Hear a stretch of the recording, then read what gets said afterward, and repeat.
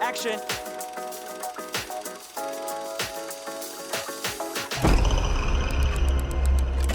So where'd you get it from anyway? Apparently it was the hand of someone that could connect with the dead. I heard it was the hand of a Satanist. And the other hand's just out there. Hey, Michael, Danny, how you doing? Wow, we're doing good. How you doing? Oh, man, amazing. Congratulations on the film. It's awesome. From that first scene, you had me hooked. It's insane. Oh my God, thank you so much. Yeah, it was the funnest thing to shoot. we had the greatest time. All right, so tell me, so what would be your 30-second pitch for what Talk to Me is? We've got an elevator pitch. It's kids are used demonic possession to get high. Yeah, that's exactly what it is, right? Like using demonic possession as a recreational drug. It's actually genius. Like I cannot believe that somebody hasn't kind of tapped into this idea before. It's like it just encapsulates everything that's awesome about the idea of demonic possession, what kids do, like what we all did, like with seances when we were teenagers. Man. Yeah. Oh, a big shout out to Daley Pearson, who had this amazing concept. And he, producer on Bluey, has a dark side. Yeah. All right. So what do you guys think are the ingredients that are absolutely essential to a horror movie that's going to terrify an audience? Wow. Screams, blood, atmosphere, spooky music. You sound dumb.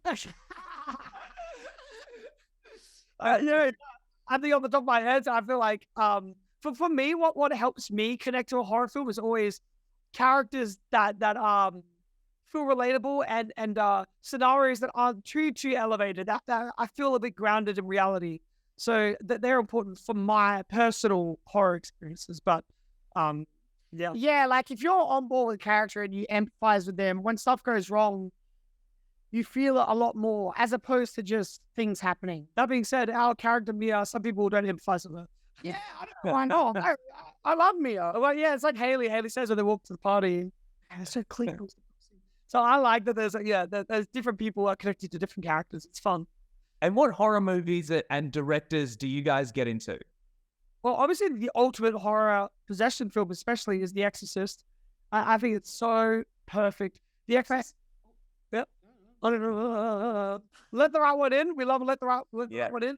My favorite film is Memories of Murder by Bong Joon-ho. You said horror film. Did you say horror film? Or it's unsettling. It's an unsettling movie. Yeah. Yeah, that one. Throne of Blood, Oni Baba, The Vanishing. Yes, of course. That's a thriller. But yeah. I say those were like. Well, they're the exact things that you try to reference that, you were inspired by. But when you finish something, you look back at it, you can see things that were influencing it, which is has been the process of sitting down and watching the film a bunch of times and being a bit disconnected from it and be like, oh yes. So I'd say those things are pretty inspiring. But what you guys have done feels so fresh as well. You know, like it's not like I was watching this going, oh, like I can see where the DNA from this bit has come from. Like it felt new. It was awesome. Who's up? I'll do it. Cannot go for more than 90 seconds. Am I clear? What happens after 90 seconds? Don't want to stay.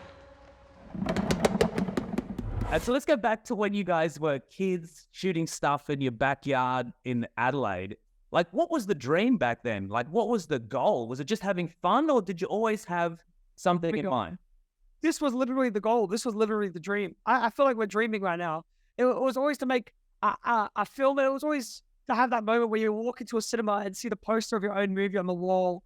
I cannot believe it's actually a reality. It's so insane. But it's something that, especially in Australia, where it's not like entertainment driven, it doesn't feel like a real dream. So but it's always just been in us to create, and whether or not it was possible as a career or not, it's just something that we always had done and always will do, whether it's a career or not. It's just like, it's an obsession that we've had ever since we can remember. To be honest, we're bad at everything else. Genuine, normal job, like any other job that's not related to this, horrible at. So bad. What are some of your biggest like career fails outside of filmmaking? I was illegally hired once. Like, you say that. On on the construction site, and I was on top of this hill flattening, and I was just playing a movie scene in my head, and I was going closer and closer to the edge of this hill, and the guys are yelling, "Oi, dude, stop!" And I was just so in my own head, like playing a movie scene in my head, and I just capsized and destroyed. I enjoyed the earth flattener or whatever it was. The only real job I've had is checking into a hospital doing medical trials. That was pretty much the only job that I've been able to do. And I worked at the bottler. Oh yeah, Not the bottler, the recycling yard. Yeah, that was my Yeah, and then we were filming on the weekend, and I had to work. And I remember drive 16, I drove there, I was looking at it, I was like, I never answered the boss's call again. I feel bad about that. Yeah. So, that's good. I'm glad to see we've got that kind of rags to riches story arc happening here. So that's fantastic. And so when you first started to blow up, videos going viral, like did that change, I guess, your perspective on what might be possible? Well, yeah. I mean, to access once we started seeing the numbers, which never felt real, see subscribers, if you guys never felt real, yeah, it started to feel like, oh, maybe. And that was the first time that someone from Hollywood had reached out, was through the YouTube stuff.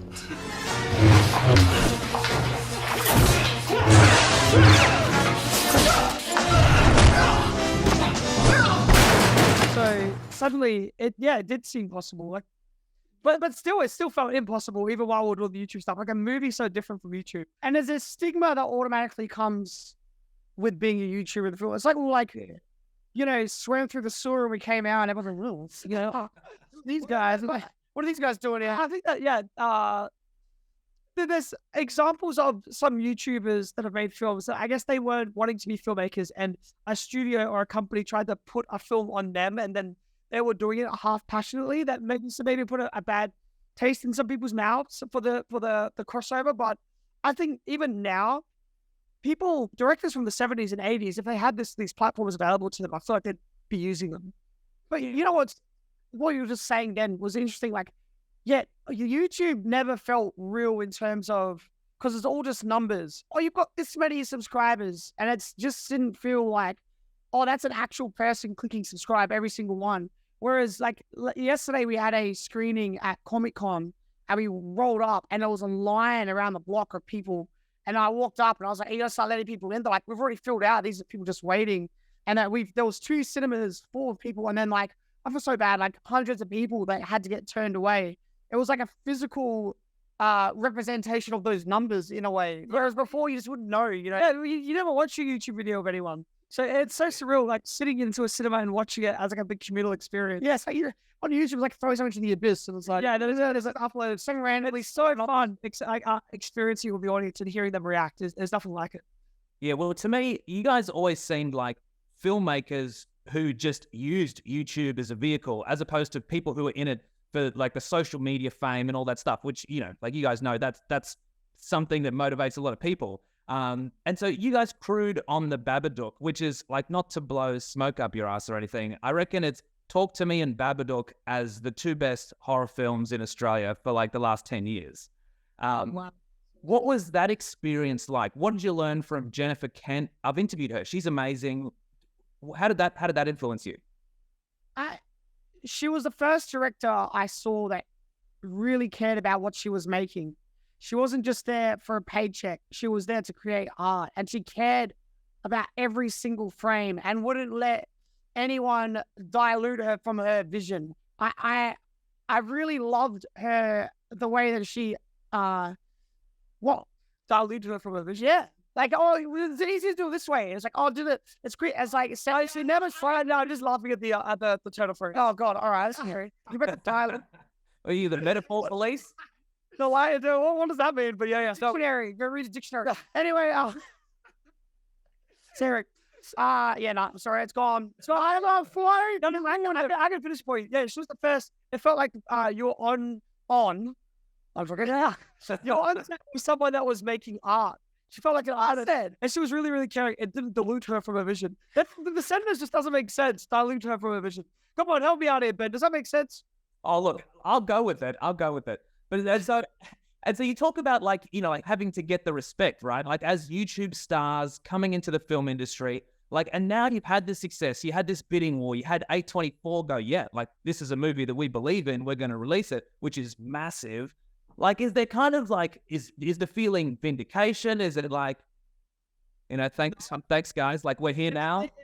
It's neither of those things. It's like nervous, and you feel a bit like overwhelmed and super grateful, but yeah, and also just feel inferior to like every time I hear another director talk or see A24 directors talk about things, I feel like we're so dumb compared to. Yeah, it's such a prestigious brand. It's like we don't really fit in that. I don't think. You know the drill.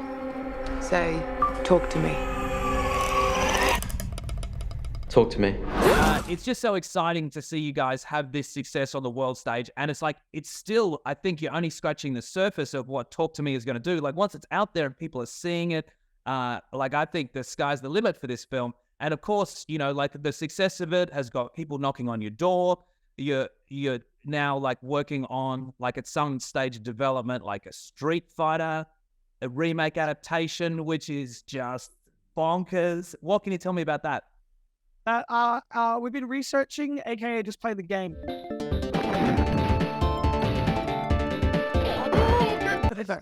We've been diving into the lore and the history of Street Fighter, where the characters come from, and Michael did a big trip around Thailand to track down a character that one of the characters is based on. So he was doing that and attending some fire camps. And yeah, there's so much history, there's so much comics, so many novelizations and different interpretations of the material, so much different, even as artists portraying those characters and drawing them out. Like going down that rabbit hole has been the most exciting thing, and we love the game already. Yeah, it's like you're not creating all like a story and characters from scratch. Story maybe, but the characters from scratch in the world, it's there, and it's got such a rich history that diving into and looking at all that stuff it's just fun and fascinating. And like the idea of getting a studio budget to do one of our like our fight scenes with studio budget on a feature film, where it's like there's no restrictions. That's very exciting. Yeah, because even on our YouTube budget, we were doing stunts or like rigs that had never been done before, like designing stuff with our stunt coordinator, Judd Wild. I can't imagine what we're going to be able to do with like a proper budget. We've never had one before.